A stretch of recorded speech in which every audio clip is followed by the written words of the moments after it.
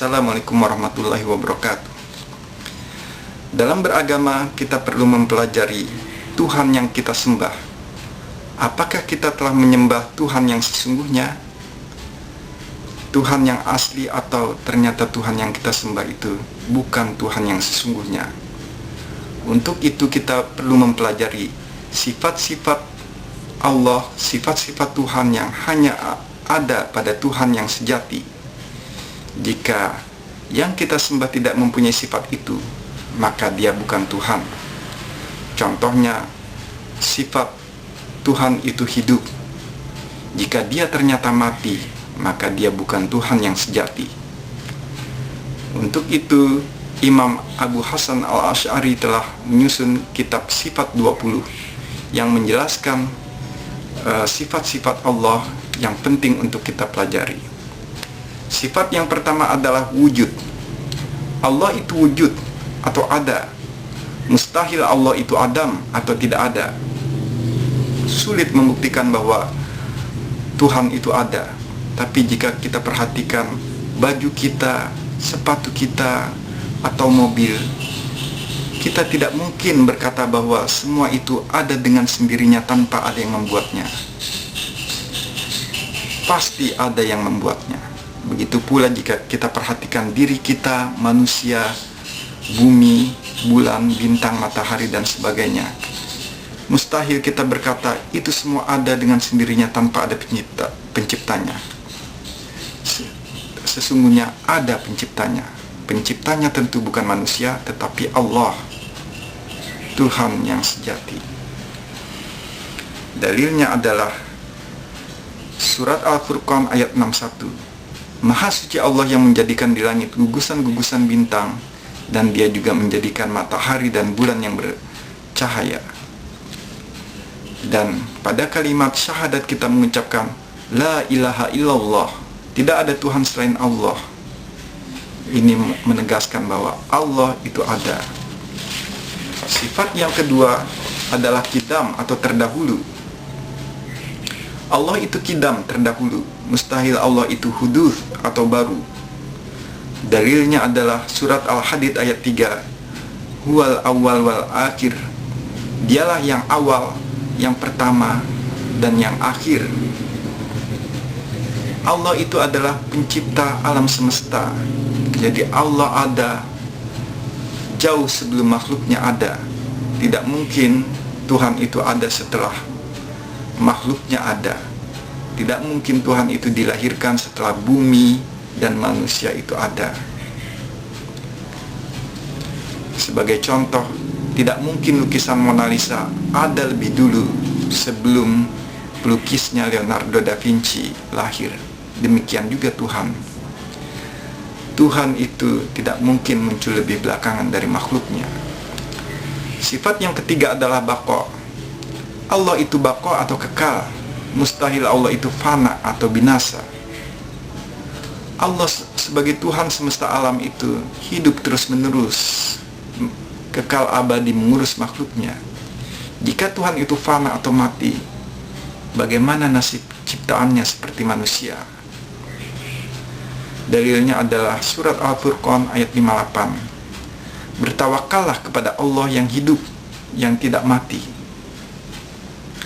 Sifat yang keempat adalah mukhalafatuhu lil hawadith. Tidak serupa dengan makhluknya. Allah itu berbeda dengan makhluknya. Mukhalafatuhu lil hawadith. Mustahil Allah itu sama dengan makhluknya atau mumathalatuhu lil hawadith. Kalau sama dengan makhluknya, misalnya Tuhan itu sama lemahnya dengan manusia, maka Tuhan itu bisa mati dikeroyok oleh manusia yang zalim. Mustahil juga jika Tuhan itu dilahirkan, menyusui, buang air, tidur, dan sebagainya. Itu semua adalah manusia, bukan Tuhan. Allah itu maha besar, maha kuasa, maha perkasa, maha agung, dan segala maha-maha yang bagus lainnya. Dalilnya adalah surat Asy-Syura ayat 11. Tidak ada sesuatu pun yang serupa dengannya. Jadi sifat hidup Allah itu beda dengan sifat hidup manusia. Allah itu dari dulu sudah hidup, sekarang hidup, dan hingga kiamat nanti pun tetap hidup. Sementara manusia itu hanya di saat ini saja dia hidup, sebelum lahir dia itu mati, dan setelah mati dia itu juga mati. Adapun sifat yang kelima adalah qiyamuhu binafsihi, berdiri dengan sendirinya. Allah itu qiyamuhu binafsihi, berdiri dengan sendirinya. Mustahil Allah itu iftiqarullah, atau berhajat butuh pada makhluknya.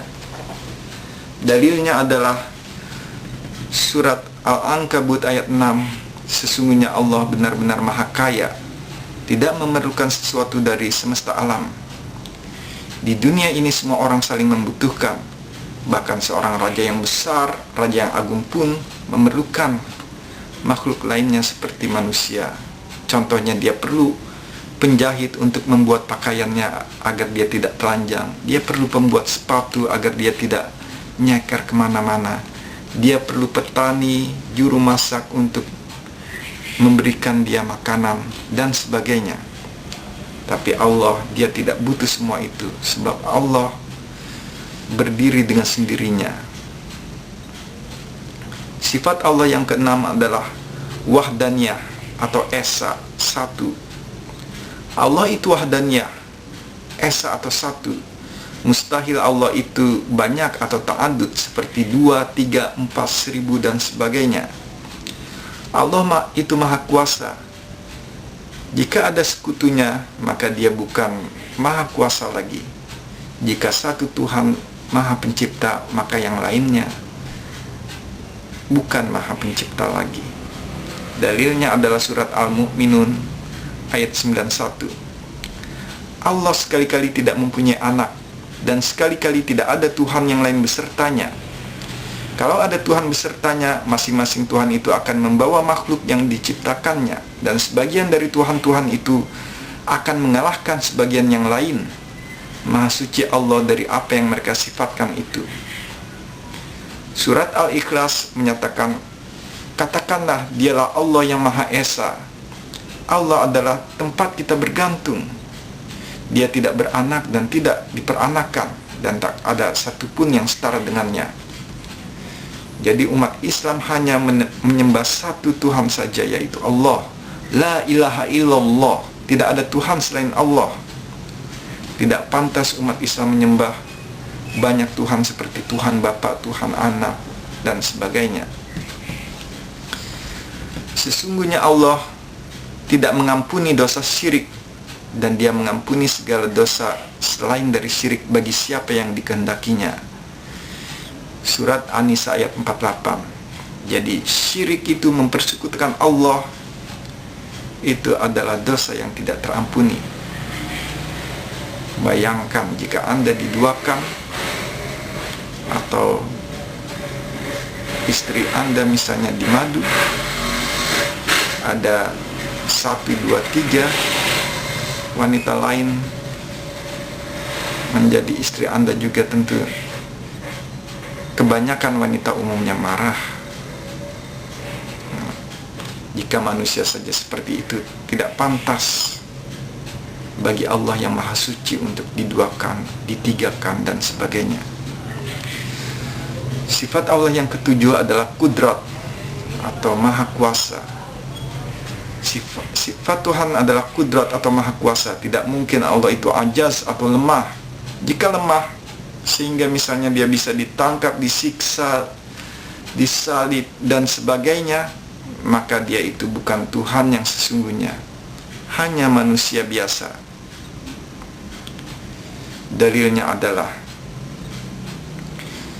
surat Al-Fatir ayat 16-17. Jika dia kehendaki, niscaya dia musnahkan kamu dan mendatangkan makhluk baru untuk menggantikan kamu. Yang demikian itu tidak sulit bagi Allah.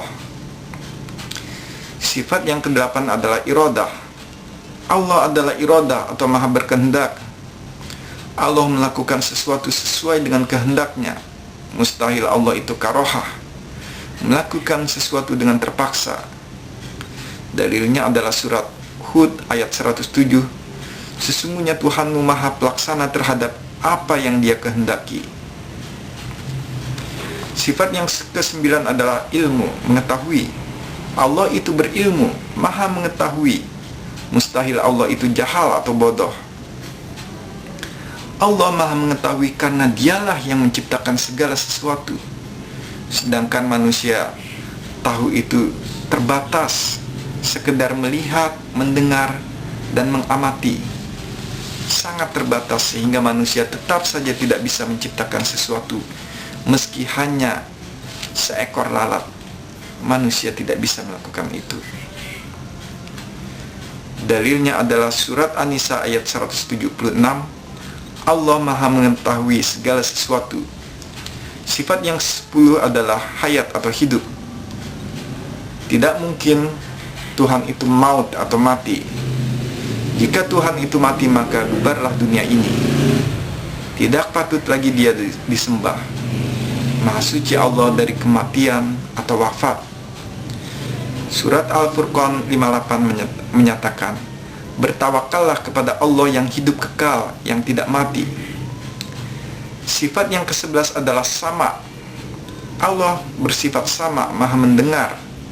Mustahil Allah itu bersifat somam atau tuli. Surat Al-Baqarah 256, Allah maha mendengar lagi maha mengetahui. Sifat ke-12 adalah basar, maha melihat. Allah bersifat maha melihat. Mustahil Allah itu ama atau buta. Surat Al-Hujurat ayat 18, sesungguhnya Allah mengetahui apa yang gaib di langit dan di bumi, dan Allah maha melihat apa yang kamu kerjakan. Surat Al-Hujurat ayat 18.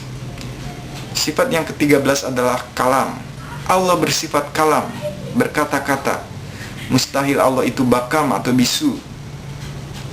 Dalilnya adalah surat An-Nisa ayat 164, dan Allah telah berbicara kepada Musa secara langsung.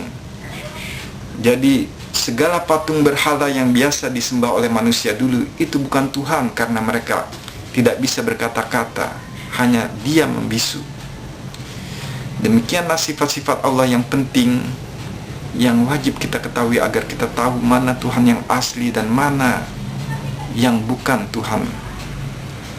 Adapun sifat-sifat yang ke-14 hingga 20 sesungguhnya merupakan sifat subjektif atau fa'il atau pelaku dari sifat nomor 7 hingga 13, yaitu sifat 14 qadirun yang memiliki sifat qudrah, muridun yang memiliki sifat iradah, alimun yang mempunyai ilmu, hayyun yang hidup, sami'un yang mendengar, basirun yang melihat, mutakallimun yang berkata-kata.